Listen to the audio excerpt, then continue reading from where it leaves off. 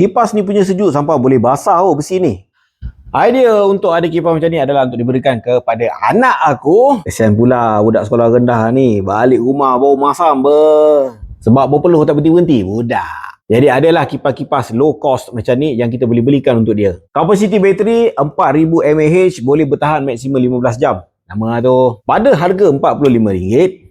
Okey, sangat kot. Nak charge dia pun senang. Type C cucuk sini. Ini sekarang kita nak demokan cara on. Sekadar tekan saja button ni. Dan kalau kita nak onkan aircon dia tu, kita tekan lama sikit. Nampak? Dah keluar warna hijau. C. Kalau tak silap, ayat dia super conduction lah. Itulah proses yang berlaku terhadap plate ni, menjadikan plate ni sejuk. Dia punya sejuk sampai tahap boleh mula meruap. Idea dia untuk kemasukan udara 40 darjah Celsius, keluar 16 darjah Celsius. Tapi taklah engkau buka speed 100 dia boleh cecah macam tu. Kipas ni kalau bahasa aku dijadikan sebagai kipas basahan lah. Untuk tempat kegunaan, kalau rosak tak marah, kalau hilang pun tak marah. Gitu. Pendapat korang macam mana? Letakkan kat komen